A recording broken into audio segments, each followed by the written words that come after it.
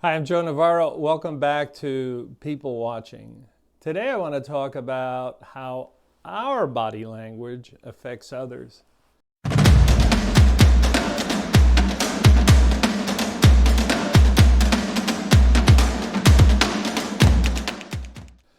If you've been watching me for a while, usually I talk about reading other people, how to scan them, how to decode them, how to interpret their behavior. But I think we often forget that we, through our body language, also affect and influence other people. So let's begin with the one that really stands out the most, and that is how we greet people. We often forget that how we greet people can really affect how they feel about us. Saying hello to somebody with the eyes lowered like this really makes a difference versus when we greet people, especially by flashing our eyes, when we go, hey, how are you, or hi.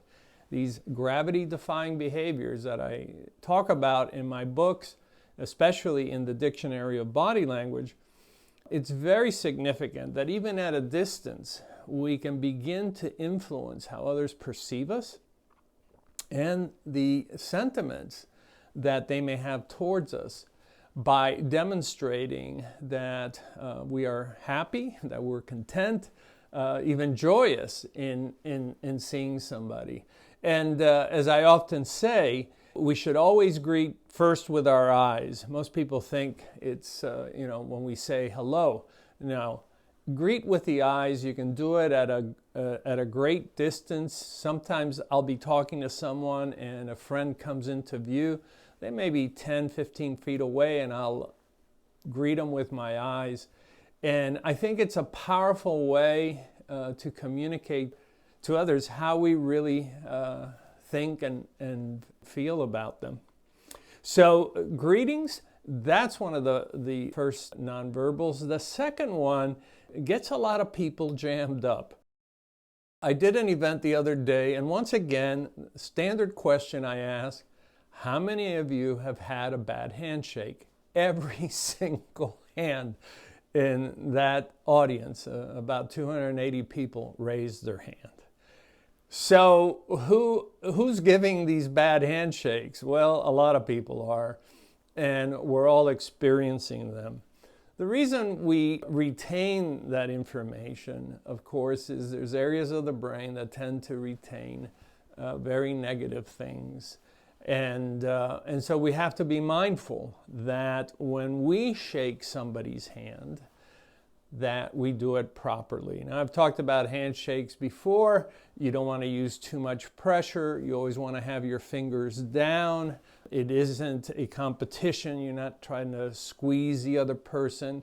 You're certainly not playing jujitsu, that 1980s trash, that your hand has to be on top and then you have to twist and turn and all that. That's just rubbish. The best that we can do is match pressure with pressure and begin that process of depositing these positive emotional points on the board, beginning with the greetings and then with our handshake. The other way that invariably and in every culture we affect others is by honoring spatial distances. And I say honoring it because culturally, there are some cultures where people like to stand very close. If you've been into the Middle East, Morocco, Spain, Italy, Latin America, people prefer to stand very close. In other cultures,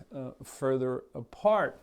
Now, the thing that happens with our body language is that our spatial distance can really affect others. And if you don't believe me, just remember the last time somebody stood too close to you in an elevator, or stood too close to you at an ATM machine, or stood too close to you while talking to you. It's very, very uncomfortable.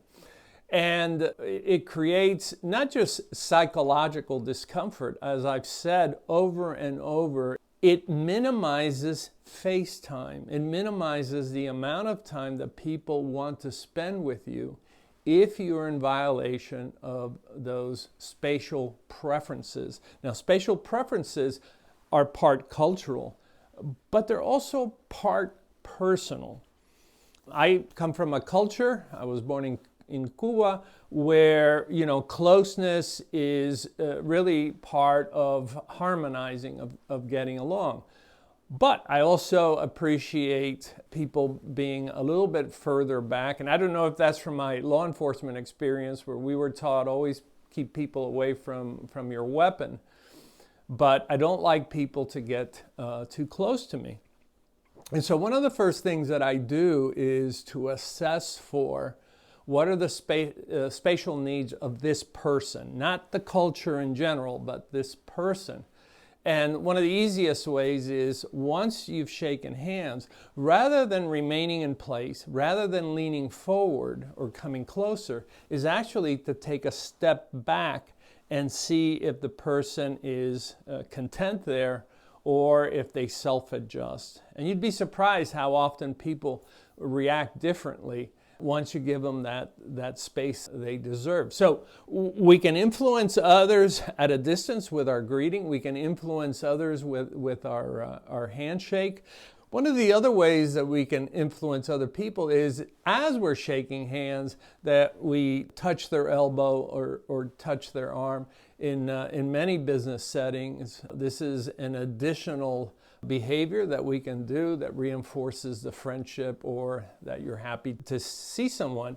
And of course, in many organizations now, when I grew up, it was called an abrazo, which is a hug you can give both women and men. And you see this more in the United States, where you just give each other a bro hug or a chest hug or so ever. These are things that begin to affect other people so that they feel better about you, feel more comfortable around you. So we're already having an effect just with that. But, I'm often asked, well, what else is there? Well, what else is there is a whole host of things. For instance, how we look at the other person. Do we gaze on them, or are we staring them almost threatening-like? You can actually affect somebody's blood pressure, and I've demonstrated this so many times in my classes and in coaching, that you can affect somebody's blood pressure just by how intently or intensely you are looking at them. So looking and gazing rather than staring is one of those things. You've probably heard me by now talking about using the neck tilt, the head tilt, where we show more of our necks. This tends to have a more calming influence. I've actually done experiments whereby sitting at an angle, which is also another trick or hack that you can use to increase face time, is rather than being directly in front of the person, being at an angle to them, and then while tilting your head, we've done experiments where it actually lowers their heart rate because they see us as less threatening, and it increases our face time, which is so important. The other thing that we can do is, as we are experiencing the other person, is to note how they're breathing and whether or not emotionally there's something there that's bothering them. I always teach that emotions come first. So if the person is upset because they couldn't find parking, or they're still upset over something that happened with you previously, deal with that first. And to deal with that, this is another component of nonverbal communications, is to use our voice. Use our voice to begin to get the person to settle down by lowering the voice and saying, okay, you're right. Last time we were together, it didn't go so well. Tell me what's really bothering you, and get them to open up. But use your voice to create that psychological comfort. As people talk, you want to reward their openness. So we reward that openness by nodding, tilting of the head, maybe using the eyes to reflect that, oh yeah, I see what you mean. There's different things that we can do. And the Dictionary of Body Language has about 400 behaviors that you can look at and say, I can silently reward this person for opening up to me, sharing ideas, and being communicative. The other thing that you can do with your body language is to influence others by how we mirror them. So when they sit back and relax, we sit back and relax. If they take a moment to have something to drink, we'll take a moment to take a drink. And mirroring is synchrony, and synchrony always leads to harmony. So we can better harmonize with other people through our body language. And I go into this a lot in my book, Be Exceptional, which goes into depth about the science behind mirroring, because it's not just also our body language and our tone of voice. It is also the words that we use. You know, for someone who has gone through some difficulty, they may use the word "I'm hurt." And if we turn around and change that word and say, well, I see you have some issue, that's not the same thing. So to the extent that we can, we want to mirror other people because it creates psychological cohesiveness, it creates psychological comfort. Some things that we may not realize, that for instance, if you just got a pair of contact lenses, your blink rate may be astronomical. You may be blinking, 40 times a minute. And a fast blink rate will actually make people uncomfortable. So you want to front that information and say, hey, I just had contact lenses put in. And we tend to appreciate that kind of information. The other thing is if we're undergoing something stressful, like I'm waiting for a phone call and I keep looking at my phone or I keep looking at the clock, explain what you're doing so that they don't think you're distracted from them, that what you're doing is you're focused on them, but you also have to be attentive to this matter. So our own body language of distraction, and we're seeing all kinds now. Some tests that my company has done, for instance, we know that people who are habitually looking at their smartwatch are perceived as less trustworthy. They're perceived as less amiable because you're trying to, somebody's trying to communicate with you and you're constantly looking at that smartwatch.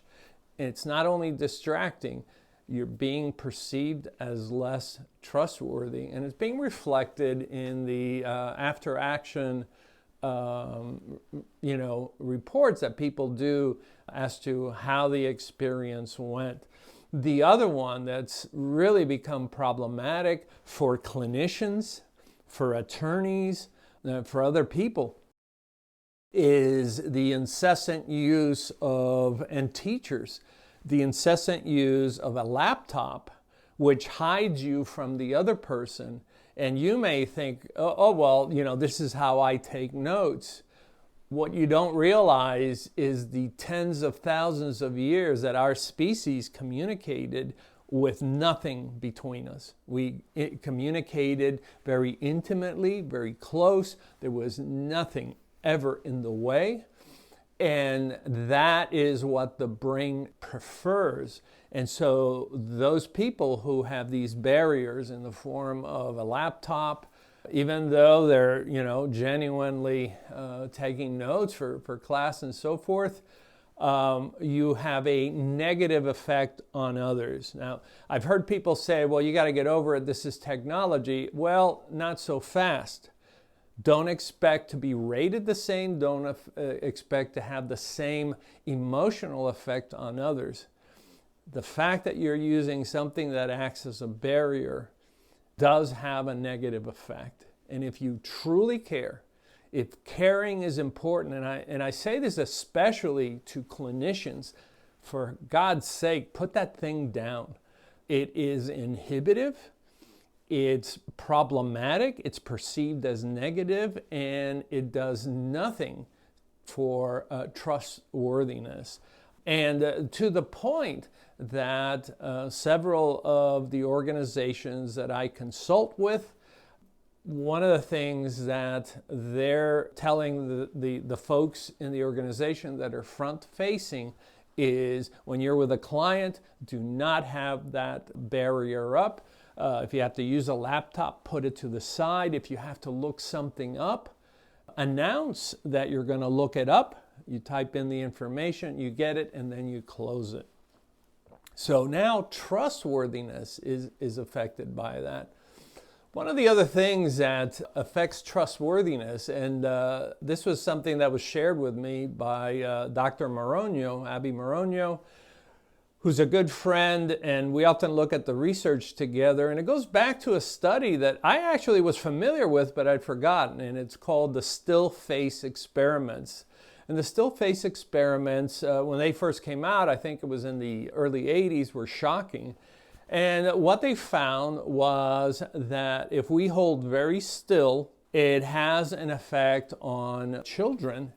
So then they tested it with adults, and the same thing happened. That the worst thing you can do is hold still for a very long time. The brain perceives a very still face as a threat. It perceives it as less trustworthy. So one of the worst things that we can do is actually be in a virtual call and just sit there like this. And what I find astounding is I did a virtual presentation the other day, and there were about 12 people on the other side, so I could see their little screens. As I'm telling them that this is the worst thing that you can do on a virtual call, there were people on that call that were still doing that.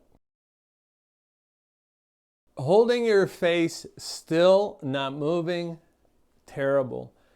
In a person-to-person environment, in a live environment, we tend to see less of that, but it still crops up every once in a while where someone is talking and we're so still that it causes psychological discomfort. So we may think of it as, well, this is quite natural. This is what I like to do. I don't see the big deal. The big deal is that you're affecting perceptions. You are affecting how other people are seeing you. And that is something that we have to deal with. So if you can change it, we can change that effect. Now, one of the things that I'm hearing now more and more is that for a variety of reasons, some because legitimately people are on the autism spectrum, and others they just don't feel comfortable making too much eye contact with other people. What I would say is that there's no regulation that I'm aware of that you have to hold a person's face. People who talk to me, friends, people who I just met, will often notice that when they ask me a question, I'll look away or I'll look down as I'm thinking about it. I don't hesitate to do that. You don't have to hold a face. What I can say is that if you have total eye avoidance, for whatever the reason, it will impact on others. It will affect others. And if you are on the spectrum, there's nothing wrong with just telling others that nothing personal, but too much eye contact makes you tense or it's uncomfortable for you. most people are very understanding. I had someone say that to me a few months ago, and I'm so glad they said that, because we could just speed right into other things, and I didn't have to try to decode what was going on. Our gestures can also affect other people to the point where, sometimes, and I appreciate a lot of you reaching out and saying, sometimes your gestures are too jittery. I understand that. That's just the way I am. And I may be too old to change now, but some people really don't like the jittery gestures, and they're right. A person in a leadership position should have smooth, broad gestures. Obviously, in a virtual environment, you can't go wide because you can't see it, but the smoothness of the gestures can influence other people, and especially gestures that are welcoming. The palm out. I'm always reluctant when people say, yes, come by anytime. There's a discrepancy there. I remember Dr. Koulis, Joe Koulis, years ago, who taught me back in the 1980s, and who often said, listen, if people are saying, yeah, come see me, right?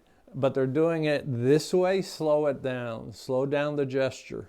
And if there's no congruence between what is said and what you're seeing, come see me, there's something wrong there. So we want to have welcoming gestures. Yes, come back and see us. Use gestures that engulf. Use gestures that define. Those things can potentiate messages and can affect other people in ways that may surprise you. When you use good hand gestures to describe something, it really resonates with people that this is well thought out, that this isn't just being spewed out. And one last thing, always remember that when we are pacifying ourselves, these adaptive behaviors like facial scratching, rubbing, massaging, and so forth, that people perceive these as a negative. And there may be a legitimate reason for that. You may be worried about something, or you're struggling with something. And as I always say, if you can, try to tell people what's going on. I'm worried about my daughter. She hasn't called. Anything, whatever that is. But just remember that our body language always affects others. We must be mindful of that.